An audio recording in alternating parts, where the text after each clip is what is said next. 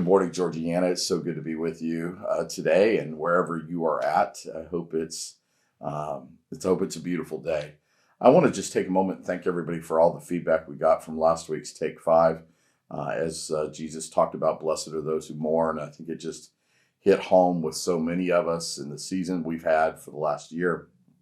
And so just know that I appreciate the positive feedback. And so this morning, we turn our attention to the next Beatitude. We've just kind of been doing the Beatitudes one at a time. And so this morning in Matthew chapter 5, in verse 5, Jesus makes this statement: "Blessed are the meek, for they shall inherit the earth."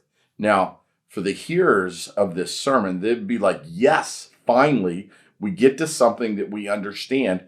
And yet it takes less than 2 seconds for Jesus to say, "Blessed are the meek, for they shall inherit the earth," and he's on to the next Beatitude. They want to pause. They want to stop. They want to say, hey, this is how we're feeling right now.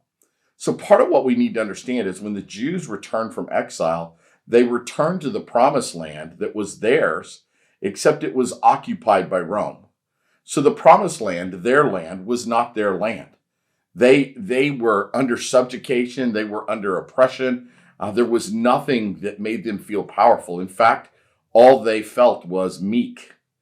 So when Jesus said, "Blessed are the meek," it perks their interest because this is exactly where they're living. So you need to understand that in Jesus' day, there were two responses to Rome's occupation of the promised land. One is a group of people called zealots who wanted to overthrow Rome by power and might.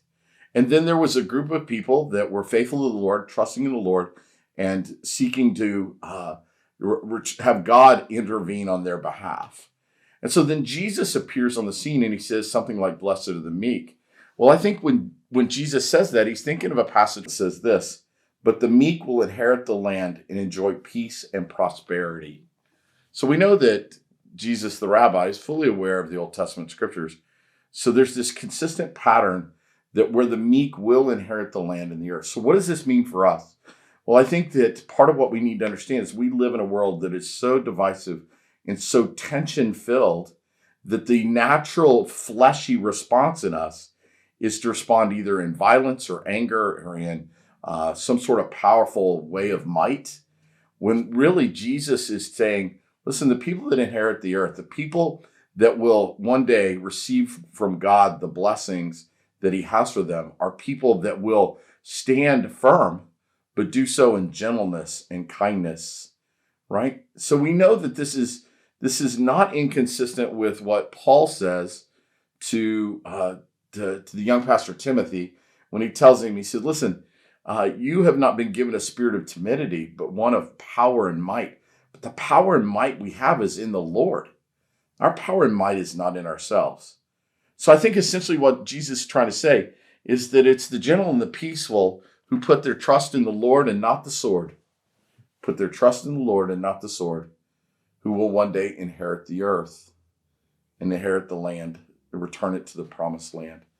So I just don't want us to confuse being meek as being submissive. See, I think being meek for me is God's power under control. So I tell people all the time, listen, I can get fired up. I can get angry. I can have all those same emotions you have. I'm not some sort of special person immune to emotions simply because I'm a pastor. But part of what holds me in check is I filter everything through Jesus, who says to me, "Blessed are the meek." So I look into every situation and say, how can I bring comfort? How can I bring hope? How can I bring change into that situation? What is most helpful? And I can tell you 99% of the time, it's not being violent, angry, hateful, ugly, or nasty.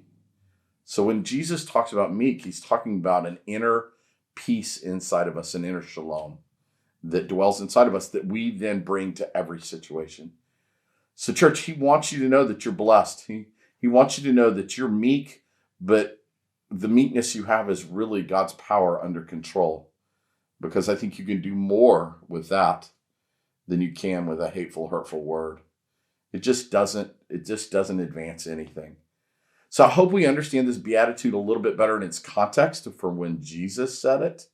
That Jesus is not looking for zealots. Jesus is looking for faithful followers. And so it's a big difference. He's looking for people who place their trust in him, the Lord, and not their trust in the sword. So, church, I hope this is beneficial and helpful for you as you start your day and your week. We live in a world that wants your flesh to respond, but grace and power under control is meekness. Know how much I love you. Again, hope this was a blessing. I look forward to next week being with you. Have a great day.